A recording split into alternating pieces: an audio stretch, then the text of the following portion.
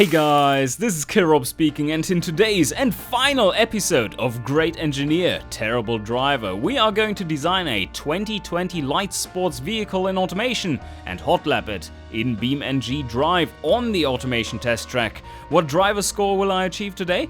We shall find out. So 2020 it is, and for this final episode, this has been a great run for the series, 30 episodes in total, very nice. And they are quite independent watches. You don't have to watch all in order at all, which is great. So I hope the views are going to stack up over the next few years. But anyway, what can we do for this one? We have designed a light sport premium vehicle before. Let's see, is there anything else? And light sport 1946 as well. A light sport vehicle there. Do I spot anything else in here? No. Probably done some more others. Didn't we do a kind of budget one as well? In the 90s, maybe? Oh, there was a track budget, right, 1990 track budget. But I think we've used this body before, right? So I'm not going to go for that one, but rather for a mid-engine coupe. This one looks like a potentially fantastic track car. Well, track or light sports car, and let's base it on this one. So what are we going for? 2020, quite modern stuff.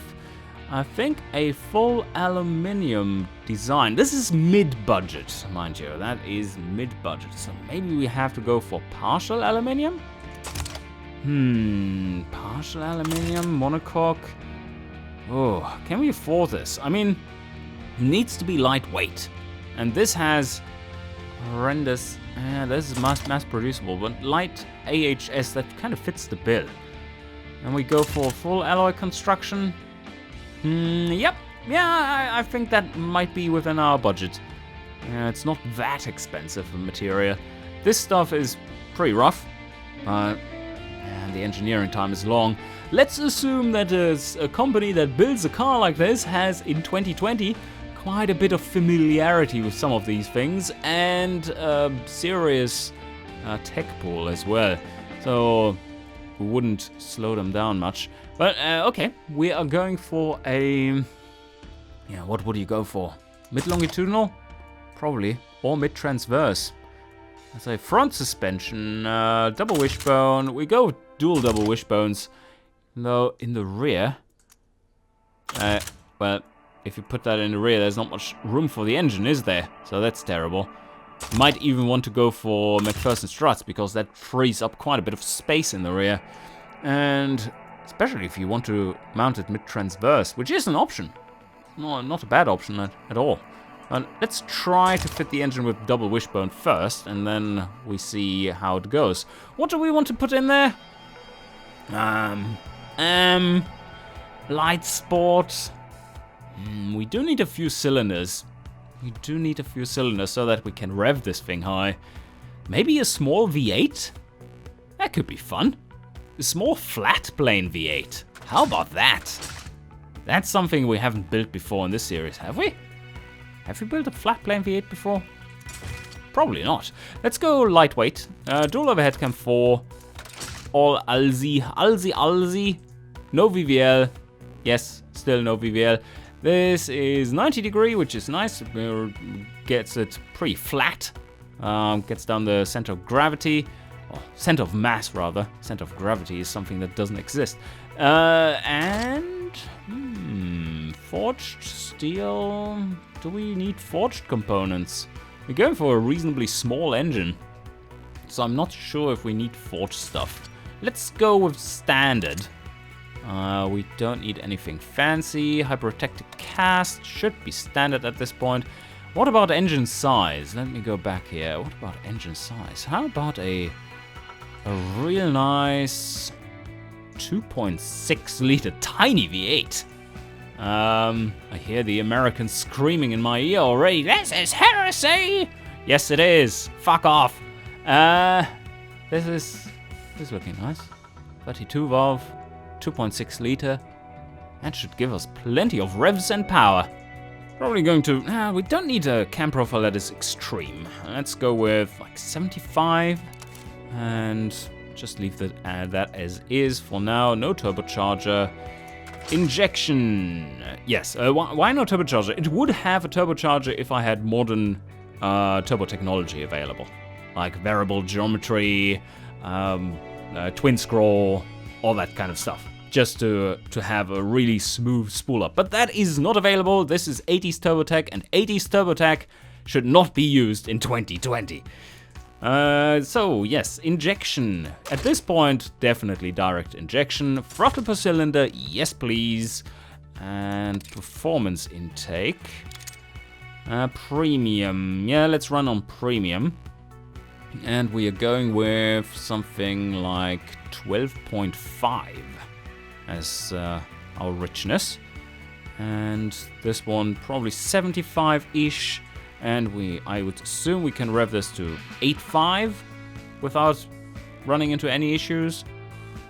Okay, no quality there. Tubular, we don't need anything super fancy. Three-way cat or no, high flow. Let's go with a high flow and then just straight through muffler in the end. Wow, that's plenty of power. But we're running into issues. We're revving it high. Wow. Okay, that's a lot of power. That's a good ratio though. That is, what is this? 100 horsepower per liter. That's decent enough. Now we just need to rev this higher. How high does this want to rev? Oh, it wants to rev to 9.5. You want to rev it to 9.5. It peaks at 8.5. That calls for some fancier internals. Well, let's give it to him.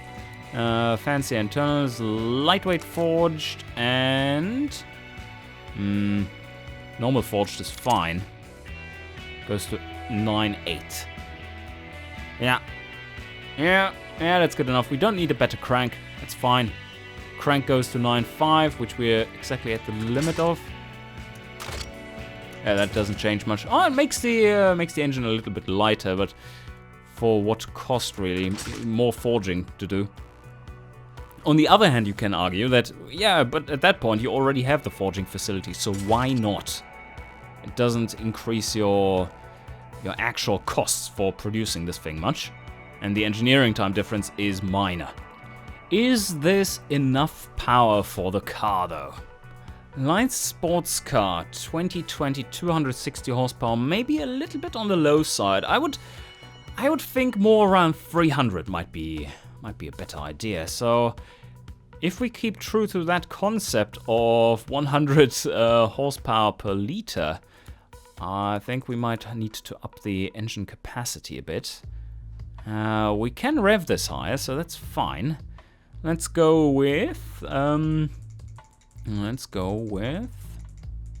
77 here, and make it square or something. Ooh, the pistons start to complain. Maybe we do need to go for a light forged version there instead. Like this. Yeah, that allows us to rev it quite a bit higher. Okay, 2.9 liters now. We're getting closer. And I think I need to up the cam profile.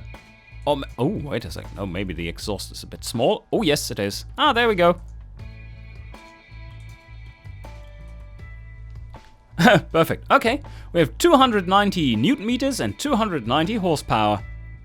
Yeah, sounds about right. I think that's enough power. Oh, fuck me. Okay, we have a lot more power in this. I forgot about optimizing the compression. Well, that changes things. 309 horsepower. Yeah, that is enough. Let's back off on the size again.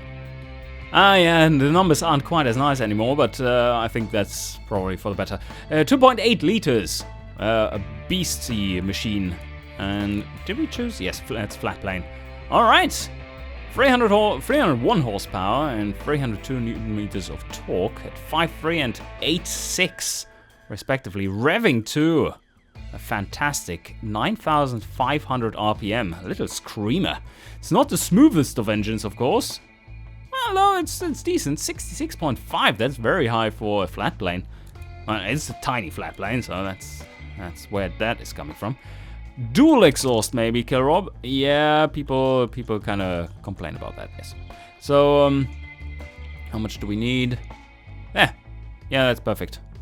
On the other hand, it's kind of stupid to go for dual exhaust when you don't really need to. This just adds weight. We don't need extra weight. Yep, we don't need extra weight. That is ridiculous. Although, going for larger exhaust gives us back that weight, more or less. No, not quite. It's fine. We're going with single exhaust. Oh, the headers. Oh, the headers. That hurts. There's a lot more power in this. On the flow bench, you can see that. Oh, these just flow like 250 horsepower without issues. Yep. We need to go to long tubular. And now we're at 315 horsepower. Ouch. Alright, now I'm done with this engine. This looks fantastic. It looks like a fantastic little screamer. Let's give it a quick whirl.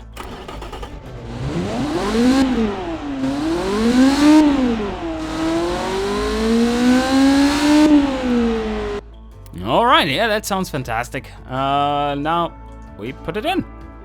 Oh, here we go. Oh, that will be really nice to design for. Well, there's the stand still sticking out. But other than that, it's great. This will handle like a dream on the track if I set it up correctly. We're going for just rear-wheel drive. We want to keep it light and simple. And dual clutch 6 should be fine. We don't need more. And I'm playing with a thought to just limit it to like 270 kilometers an hour or something. Because that makes our tires cheaper. And we do have to limit costs somehow. We've already gone for some expensive options here, especially the engine is out there. And, ooh. Do we need anything fancy when it comes to diff? Maybe we can run an open diff. Radial tires, of course, sports compound. We need some lot larger tires in the rear. Don't make it too expensive. Alloys, of course, alloy rims. But how is the price looking? That's not too bad, 488. We don't need anything fancy here for the brakes, just venter disc, 2 piston, and 300s? That should be plenty. For the under tray, semi-clad, save some time. Don't really need fully clad. It's not about high, this car is not about high speed, it's about agility. And there we go, yeah, 2-seater, of course it is a 2-seater. We do want to go for a sport interior. And probably a standard, or even a basic. Because that's the only thing that is lightweight. 30 kilos for 66 kilos. Variable electric or none. Depending on how heavy this car is, none may be an option. No power steering. Let's try that out first, because the engine is in the rear anyway, and this front end looks like there's basically no weight sitting on it. Let's give that a go. Launch control, yes. And we go for... that's 60 kilos. Basic 10s. Maybe we get away with this. And for the springs, active sport. Very important, I would say. Semi-active, that's not where you're supposed to save. And, well, that's a track car. That's a track car. Where's light sport? There it is. Yep, there's more work to do before we have optimized it for that. Drivability. Well, this is already looking pretty nice. Good cornering. We are running into some acceleration issues. Up to 70-ish kilometers an hour, we have more potential for acceleration with a better diff. And we still have 94% affordability, so maybe a geared LSD would work wonders. Let's see. Ooh. Oh, yes. Oh, yes, that was good. 98 there, 96. Yeah, definitely something they do want. And it doesn't decrease the affordability too much. And we have a lot better drivability too, because less wheel spin and such. But now, now we have wheel spin up to 62 kilometers an hour instead of 70. Okay. That's probably the better setup. Spacing a bit more sporty. Not that it was really required, but you can see that we have more or less a perfectly flat power band all the way from second gear, from the top of second gear to the end of sixth gear. Do we have 6 gears? Yes, we do. So that is fantastic. 270 kilometers an hour, top speed limited. And now for the brakes. Whoa. Alright, sportiness. Brake fade is still an issue. So we can't decrease brake size too much. We do have a bit too much brake potential, especially in the rear. Maybe switching back to one piston actually helps. Yes, it does. That's looking better. But now the big question is, let's see. Do they complain about our lack of power steering? Cars, wait. Oh, it's just a note. Just a note. Slightly reduces its drivability and comfort. Let's see how much of a difference it makes. Where do we have it? Here. That is, of course, quite a sink of engineering time. 8.2 months. That's a big... Oh, wow, okay. Yeah, we kind of need that. One thing to look out for, of course, is both slow steering behavior and fast steering behavior. And it looks like we are on the safe side. This is very sporty around the lower speed corners. And this is pretty safe around the higher speed corners. So understeer expected towards the higher speed corners. Let's have a quick look at the markets. How are we doing? Whoa! Yeah, that's pretty much spot on. Not scoring ultra high, but that is mainly because the competition at this point in the game is pretty strong with the AI having it figured out how to build these cars. So it's a decent score. Could probably get more out of it. Overall, I think the setup is good enough. What is our safety rating? Is also very much adequate. We don't need anything higher than this. It's not the safest car out there, but look at how much that would increase weight with advanced safety. That's not an option. So basic 10s it is. That's perfect. 1,000, just beyond 1,200 kilos. That is very lightweight for a modern car. So the final market demographics. I think that's spot on for what we wanted. I mean, this is also doubling as a track car, which is kind of what I wanted. I mean, we have built the QX10, but that was a pure track machine. This one is a bit more reasonable, has more comfort in it. And very, very high drivability and sportiness. Same value there. Drivability 71.7 and sportiness 71.7. And reasonably economical. 11.7 liters per 100k. Depends on how you drive it, of course. And I believe there was one more point in compression that was available. There's no knocking here. This is actually helping. Doesn't really matter. Holy shit, that's some throttle response. 99.2. What? Nice. And now we're using all the octane. And the only two things that remain to be done now is the actual design and the test track. And we start out with the design of this little beautiful new car body.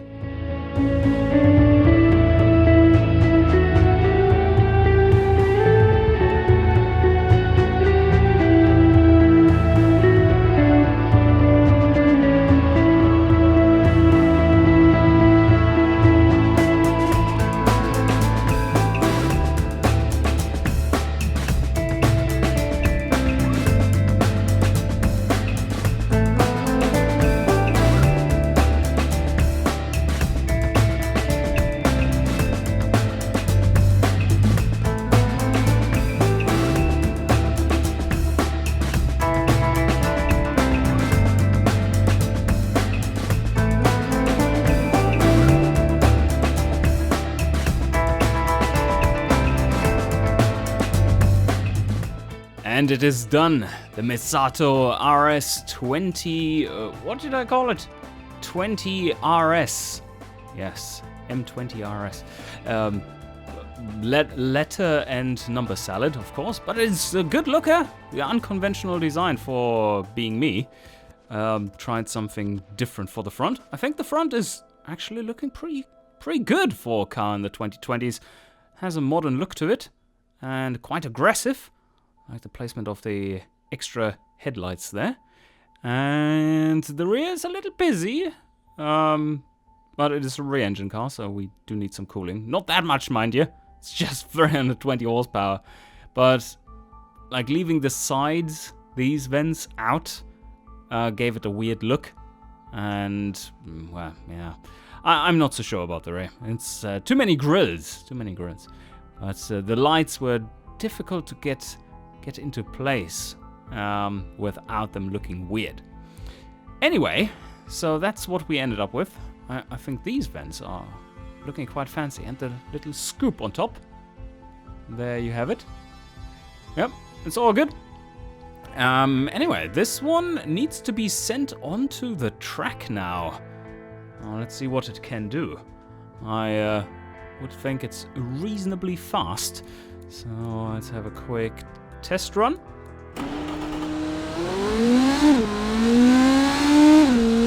It's getting off the line quick, that's for sure. Whoa, hitting 110 before the first corner. And now for straight line performance, it certainly has the acceleration. Up to 230 before the slingshot, 240, 245 has to lift off. And this is going to be a quick time. We're coming across the line in... Whoa, yeah, that is quick. 2 minutes, 9 seconds, 05. Oh, that's strange. The number plate turned yellow. Okay, I don't mind. Looks a little weird. But can't do anything against that, I guess.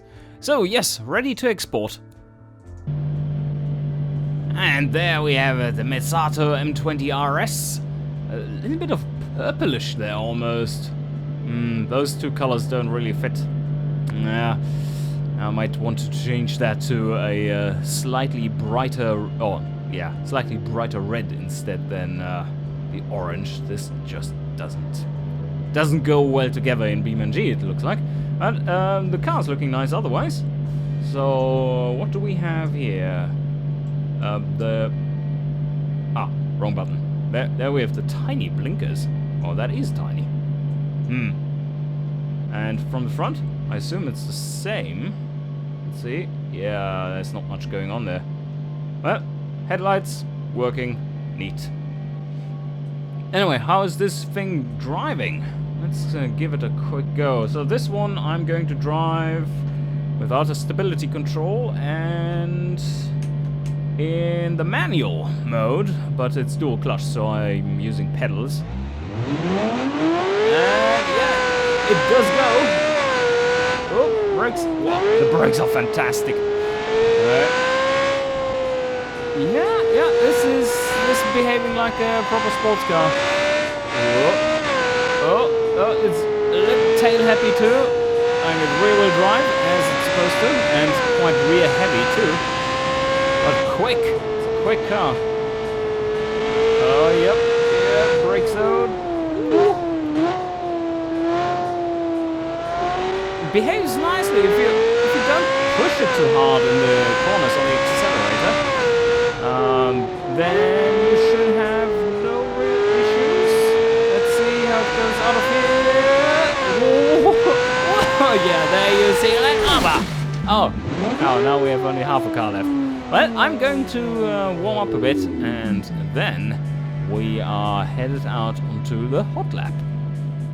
All right, ready to go, and well, the Mezzato RS. No, the Mezzato M20 RS is quite tricky to drive if you're at the limit, at least for the terrible driver that I am. But I assume... Yeah, so overall I assume I will be quite a bit slower than the automation Stig. But let's see what I can do. It doesn't behave quite as nicely as I... Oh, wait, we had the correct car. No, what am I doing? Alright, I'm back.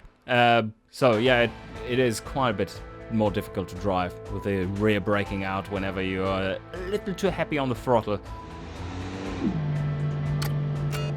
Alright, we're ready, and off the line! Just screaming towards the first corner, Everton S's. And I think I should be in third here to avoid too much wheel spin. And get up to speed for Everton S3. Careful on the throttle on the way out. And full throttle towards Brian's Bend. And the tap of the brakes. Smooth around here. Throttle again. The brakes are just phenomenal of this thing. Whoop, that was a very wide line, but safe. And towards Caswell's Carousel. And about 100 kilometers an hour through here. No. Yes, okay. That's decent. Now, towards the slingshot. Got a lift towards... once we're in 6th gear. There, okay, lift off. Steer carefully, back on throttle. There, yes, okay. Woo. Got through here. And now some braking. Yeah, that was good speed reduction right there. And that should be safe. Yes. Careful, throttle, and full throttle. Woo. Nice. 100 meters left, brakes. Yep, that was a bit early on the brakes actually. And full throttle again. This is tricky. Not quite as tricky as Adam's Apex that is coming up.